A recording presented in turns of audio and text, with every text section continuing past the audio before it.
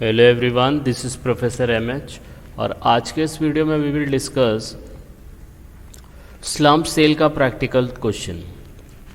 Last video में हम लोग ने देखा था कि भाई स्लम्प सेल का एक्चुअल प्रैक्टिकल मीनिंग क्या होता है। लॉजिकली एक्सप्लेनेशन देने की कोशिश की गई थी कि भाई लॉजिकली स्लम्प सेल का मतलब क्या है, फिर उसका फॉर्मेट एक्सप्लेनेशन देखा था। आज उसका प्रैक्टिकल क्वेश्चन करके देख लेते हैं कि स्लम्प सेल को कैसे कैलकुलेट किया जाता है। तो जिसने भी अभी तक प्रैक्टिकल इंट्रोडक्शन और उसका फॉर्मेट एक्सप्लेनेशन नहीं देखा है, जिसका लिंक मैंने डिस्क्रिप्शन में दे दिया, आप वहाँ जाके इसको देख सकते हैं और अपना कॉन्सेप्ट क्लियर कर सकते हैं। आज हम लोग इस वीडियो में इसका प्रैक्टिकल क्वेश्चन करने वाले हैं। तो let's start with the slump sale का प्रैक्टिकल क्वेश्चन। तो क्वेश्चन कुछ इस तरीके से दिया है कि कोई एंटरप्राइज है Pushpa limited, Pushpa enterprise proprietorship है जिसके अंदर 2 यूनिट है। Unit 1 is transferred on this date. तो स्लम्प सेल में आपको याद रखना है कि एसेट ट्रांसफ़र नहीं होता है, यूनिट ट्रांसफ़र होता है, डिवीजन ट्रांसफ़र होता है, या बिजनेस पूरा एक बिजनेस का पार्ट ट्रांसफ़र हो जाता है, उसको बोलते हैं। तो ये एंटरप्राइज के पास 2 यूनिट था जिसके अंदर से यूनिट 1 को ट्रांसफ़र किया 1 अप्रैल 2012 को बाय वे ऑफ 2022 में by way of slump sale of total consideration कितने में 14 लैक्स आपका क्या हो जाएगा, सेल कंसिडरेशन हो जाएगा।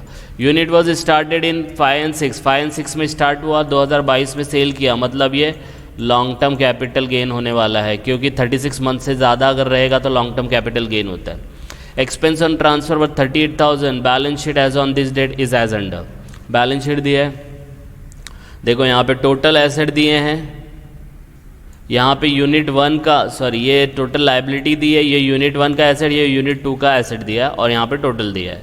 फिर इसके बाद कुछ एडजस्टमेंट दिए हैं।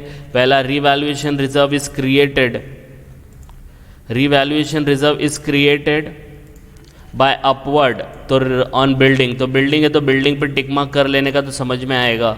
फिर बोला है no individual asset is considered in the part transfer deed, individual asset को नहीं लिया है। और patent were acquired on this date, no depreciation has been charge, patent के ऊपर एडजस्टमेंट है। लास्ट में क्या बोला है, calculate capital gain for assessment year. तो ये एडजस्टमेंट है और ये पूरा स्लम्प सेल का डिटेल दिया है, आपको कैलकुलेट करना है कैपिटल गेन। तो let's start with the format first. तो फॉर्मेट कुछ बनाएंगे इस तरीके से, सबसे पहला लिख लेंगे कि computation of income capital gain on slump sale. उसके बाद आपका जो भी फॉर्मेट रहेगा, previous year, assessment year, party का नाम लिखना है। पार्टी का नाम इधर नहीं लिखा है, आप चाहिए तो यहाँ पे लिख सकते हो। यहाँ पे आपको लिखना है पुष्पा एंटरप्राइजेस। आई बात समझ में? यह आपका पूरा फॉर्मेट रेडी हो गया। यहाँ पे रुपीस का साइन आ जाएगा। ओके, अब इसके बाद क्या होगा, आपको समझ में नहीं आएगा सर इसको स्टार्ट कैसे करना है, बहुत कंफ्यूजन होता है स्लम्प सेल में। तो क्या करना है, पहले आप लोग फॉर्मेट बना लो। फॉर्मेट कैसा है, अगर आपने देखा होगा, इसका फॉर्मेट जो है वो कुछ इस तरीके से दिखता है।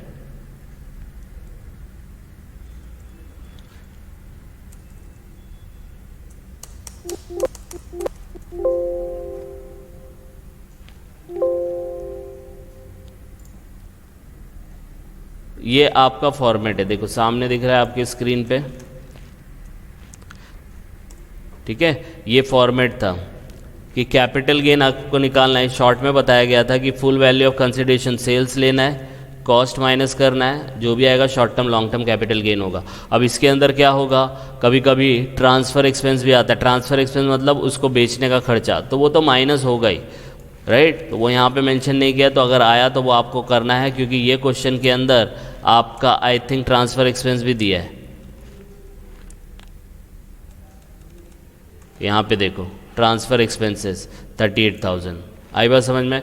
तो सबसे पहले हम लोग क्या करेंगे, सबसे पहले हम लोग करेंगे फॉर्मेट लिख लेंगे। तो सबसे पहला फॉर्मेट क्या है, फुल वैल्यू ऑफ कंसिडरेशन, ठीक है। फिर देखेंगे, अगर आपको फॉर्मेट देखना है तो मैं फिर से आपको स्क्रीन पे लेके आ जाता हूँ। ये देखो ये वाला फॉर्मेट है, फुल वैल्यू ऑफ कंसिडरेशन लिखा आपने। इसके बाद क्या है, डीम्ड कॉस्ट ऑफ एक्विजिशन और इम्प्रूवमेंट, नो इंडेक्सेशन।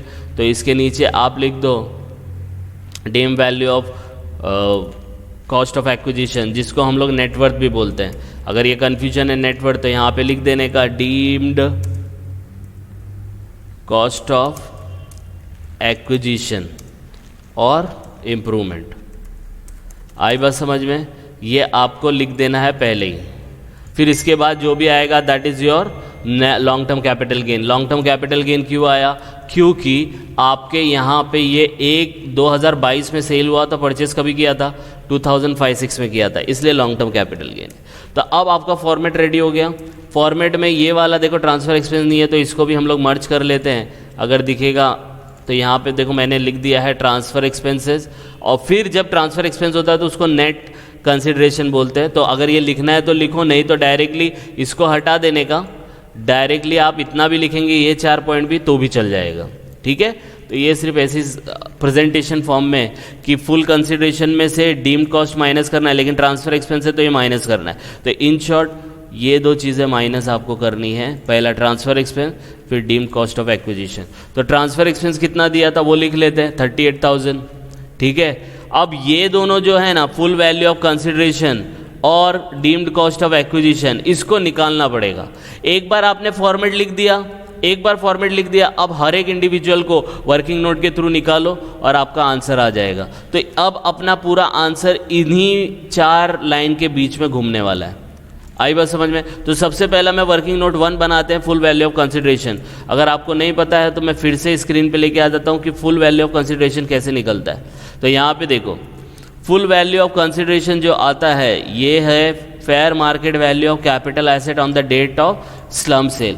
तो आपको क्या लेना है कि जिस दिन स्लम सेल किया ना, उस दिन एसेट्स का फेयर मार्केट वैल्यू लेना है। तो इसके लिए मैंने एक्सप्लेनेशन भी दिया था कि सबका बुक वैल्यू लेना है, अगर ज्वेलरी है, आर्टिस्टिक वर्क है तो उसका ओपन मार्केट वैल्यू लेना है, शेयर्स ऑन सिक्योरिटी है तो फेयर मार्केट वैल्यू लेना है, और इमूवेबल प्रॉपर्टी है तो उसका स्टैम्प ड्यूटी लेना है, और बुक लायबिलिटी जो रहेगी उसको बुक के हिसाब से, बैलेंस शीट के हिसाब से लेना और माइनस कर देना है। इसलिए यहाँ पे दिया है। इसका भी वीडियो मैंने डाल दिया है, लॉजिकली एक्सप्लेन किया है कि क्यों ऐसा करते हैं, और इसको याद रखने का भी ट्रिक बताया है, आप वहाँ जाके कर सकते हैं। तो बुक वैल्यू, बुक ओपन करो, देखो ऐसा बुक ओपन करो और फेयर स्टैम्प ड्यूटी गवर्नमेंट को भर दो, इस तरीके से याद रखना है। तो book value of all asset, open market value of jewellery and artistic, fair market value of shares and security, stamp duty of immovable property.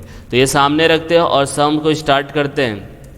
तो सबसे पहला मैं लिखूंगा वर्किंग नोट नंबर 1, जिसमें हम लोग को निकलेगा फेयर मार्केट वैल्यू निकालना। तो fair market value of building, ठीक है, हम लोग को क्या लेना है, book value of all asset, लेकिन बिल्डिंग क्या इमूवेबल प्रॉपर्टी है तो इमूवेबल प्रॉपर्टी का क्या वैल्यू लेने का, स्टैम्प ड्यूटी वैल्यू।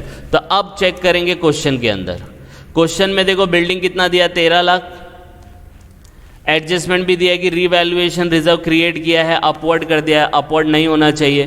तो 13 लाख में से देखो रीवैल्यूएशन रिजर्व कितना है, 5। तो 13 में से 5 गया, कितना बचा, 8 लाख बचा। लेकिन उसका स्टैम्प ड्यूटी वैल्यू देखो कितना है, 10 लाख है। तो हम लोग 8 लाख नहीं लेंगे, हम लोग कितना लेंगे, 10 लाख लेंगे। आई बात समझ में? राइट, फिर से बता देता हूँ, देखो यहाँ पे दिया है book value of all assets, लेकिन stamp duty of immovable property लेना है। तो इमूवेबल प्रॉपर्टी बिल्डिंग का स्टैम्प ड्यूटी वैल्यू कितना, 10 लाख, वो ले लेंगे। और कौन कौन से एसेट हैं क्वेश्चन में देख लेते हैं। तो पहला बिल्डिंग हो गया, फिर देखो मशीन, डेटर, पेटेंट, ये सब का सब दिया है। तो इनका डायरेक्टली हम लोग अमाउंट लिखेंगे क्योंकि इनका बुक वैल्यू आएगा। तो ये तीनों हम लोग लिखेंगे और तीनों के अमाउंट लिख लेंगे, 4 लाख, 2 लाख, 2.5 लाख। अब बोलेंगे सर ये एडजस्टमेंट नहीं करना है क्या? करना है, अभी नहीं करना है, क्योंकि देखो यहाँ पे मैंने आपको बताया कि book value of all asset लेना है। ज्वेलरी के लिए ओपन मार्केट, शेयर्स के लिए फेयर मार्केट और इमूवेबल के लिए स्टैम्प ड्यूटी। तो इनटेंजिबल और टेंजिबल जितना भी उसका बुक वैल्यू ही लेना है। आई बात समझ में? तो ये एडजस्टमेंट को एज ऑफ नाउ इग्नोर करेंगे। आई बात समझ में? फिर इसका टोटल कर लेंगे आप। तो टोटल करेंगे तो आपको कुछ मिलेगा 18,50,000। अब सेम वे में आप लायबिलिटी निकालो, तो लायबिलिटीज़ लेस करनी है। तो लायबिलिटीज़ के अंदर क्या लेना पड़ेगा, बुक वैल्यू, सिर्फ बुक वैल्यू, देखना ही नहीं है एडजस्टमेंट।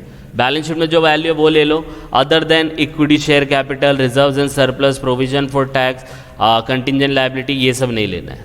तो बैलेंस शीट चेक कर लो भाई। तो बैलेंस शीट के अंदर देखो ये तो कैपिटल है, नहीं लेना है, रिजर्व नहीं लेना है, तो ये 2 दिया है, बैंक लोन और क्रेडिटर। अब बैंक लोन और क्रेडिटर का क्या हिसाब दिया है, बैंक लोन और क्रेडिटर 4 लाख और 3.5 है, लेकिन यूनिट 1 आप सेल कर रहे हो ना, तो तो 70% और 25% लेना है। तो 4 लाख का 70, 3.5 लाख का 25%। तो इस तरीके से हम लोग बुक वैल्यू लिखेंगे। देखो यहाँ पे बैंक लोन 70, 4 लाख का 70, 3.5 लाख का 25%। आई बात समझ में? तो इन दोनों का वैल्यू आ जाएगा कुछ इस तरीके से 2,80,000 और 87, और इनका टोटल आ जाएगा 3,75,000। इनको आप माइनस करो तो आपको मिलेगा 14,82,500। आई बात समझ में? 18 लाख में से ये माइनस करो तो 14,82,500 आएगा। ये फेयर मार्केट वैल्यू हो गया। अभी तक हम लोग क्या कर रहे हैं, हम लोग सिर्फ ये फुल वैल्यू ऑफ कंसिडरेशन निकाल रहे हैं कि भाई पैसा कितना है। अब बोलेंगे सर क्वेश्चन में तो फुल वैल्यू ऑफ कंसिडरेशन दिया है 14 लाख।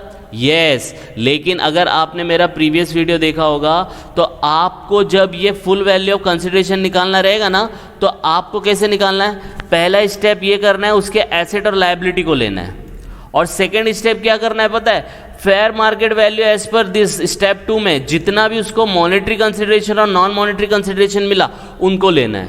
तो मॉनेटरी कंसिडरेशन कितना मिला उसको इस क्वेश्चन में, 14 लाख मिला है, तो ये स्टेप 2 हो गया। आई बात समझ में? और ये वाला जो हम लोग ने कैलकुलेशन किया ये स्टेप 1 है। तो स्टेप 1 के हिसाब से उसका आता है 14,82,500, और स्टेप 2 के हिसाब से अगर हम देखेंगे तो उसका स्टेप 2 के अंदर आता है 14 लाख। ठीक है, अब इन दोनों में क्या होगा, कंपैरिजन होगा, जो बड़ा होगा that is the fair market value. तो दोनों में से बड़ा कौन सा लग रहा है, 14,82,500 लग रहा है, वो जाके हम लोग लिख देंगे यहाँ पे। देखो आ गया, आया कि नहीं आया, राइट। तो ये दो चीज़ हो गई। अब इसमें से ये माइनस करो, नेट कंसिडरेशन आ जाता है, उसका कुछ इतना मसला नहीं है। मेन मसला है कि भाई नेटवर्थ कैसे निकालेंगे। तो नेटवर्थ का फॉर्मूला क्या होता है, नहीं पता है, मैंने प्रीवियस वीडियो में एक्सप्लेन किया है, आप जाके वहाँ पे देख सकते हैं। तो नेट एसेट का मतलब होता है, नेटवर्थ का मतलब होता है total asset minus total liability. अब बोलेंगे सर इधर पे भी तो एसेट लिया है। अरे बच्चा, ये रूल 11 यूएई के हिसाब से है, जिसको हम लोग फेयर मार्केट वैल्यू निकालने के लिए करते हैं। लेकिन ये जो है ना, ये जो नेटवर्थ है, ये अपना ओल्ड बुक के हिसाब से उसका जो कॉस्टिंग है, कितने में खरीदा था, वो निकालना होता है। तो इसके अंदर क्या लेना है, अगर डेप्रिशिएबल एसेट है तो डेप्रिसिएशन माइनस करके लो, गुडविल है तो उसको जीरो लो। अब बोलेंगे सर गुडविल को जीरो क्यों, अरे आप वो बिजनेस को बेच रहे हो, क्यों बेच रहे हो, रेपुटेशन रहेगा तो बेचते हो कि रेपुटेशन नहीं रहेगा तो बेचते हो। अरे जब लॉस मेकिंग रहेगा जब भी तो बेचते हो ना, तो गुडविल का वैल्यू जीरो लेने का। फिर कैपिटल एसेट जो 35 एडी में जिसका बेनिफिट आपने पूरा ले लिया, उसको नहीं लेना है, उसका भी जीरो, और अदर एसेट को बुक वैल्यू पे लेना है। तो ये 4 पॉइंट याद रखना है जब आप डीम्ड कॉस्ट ऑफ एक्विजिशन निकालेंगे। तो अब हम लोग निकालेंगे next deemed cost of acquisition. ये देखो ये हायर आ गया आपका। फिर यहाँ पे हम लोग निकालेंगे कैलकुलेशन ऑफ नेटवर्थ, जिसके अंदर एसेट्स होंगी, एसेट्स के बाद लायबिलिटीज़ होंगी। तो एसेट्स आप क्या करने का, पहले सब एसेट लिख लेने का। कितने एसेट है, 4 एसेट है, बिल्डिंग, मशीन, डेटर, पेटेंट, तो लिख लो, बराबर है। अब बिल्डिंग है, अब देखो एक एक करके लिखेंगे। अब यहाँ 13 लाख माइनस 5 क्यों किया, हम लोग अब बुक एंट्री देखेंगे। तो 13 लाख ये था, और अगर आपको यहाँ पे मैं बता दूँ, यहाँ पे जब लिखा था डेप्रिशिएबल का WDV, गुडविल का zero, capital asset under 35 AD zero, other asset book value, ignore revaluation effect. तो नेटवर्थ के अंदर रीवैल्यूएशन इफेक्ट नहीं लेना है। तो रीवैल्यूएशन इफेक्ट अगर क्वेश्चन में देखोगे तो बिल्डिंग थी 13 लाख की और उसके ऊपर रीवैल्यूएशन 5 लाख था, तो 13 में से 5 दिया 8 लाख। मशीन डेटर के बारे में कुछ नहीं बोला है, तो बुक वैल्यू ले लेने का 4 लाख और 2 लाख। पेटेंट 2.5 लाख बोला है तो 2.5 लाख नहीं लेंगे डेप्रिसिएशन, क्योंकि आपके यहाँ पे नेटवर्थ के अंदर डेप्रिशिएबल एसेट में WDV लेते हैं।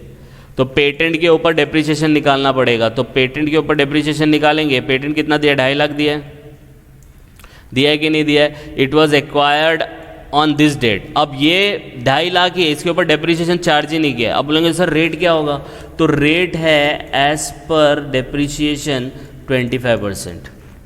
एग्जाम में कभी कभी देता है कभी कभी नहीं, that you have to remember. Professional exams होगा तो नहीं देगा, और नॉर्मल एग्जाम्स होंगे तो उसमें आपको रेट दे सकता है। तो अब हम लोग इसका निकाल लेंगे डेप्रिसिएशन। तो डेप्रिसिएशन का कैलकुलेशन देखो कैसे होगा, नीचे आ जाते हैं हम लोग, कॉस्ट एज ऑन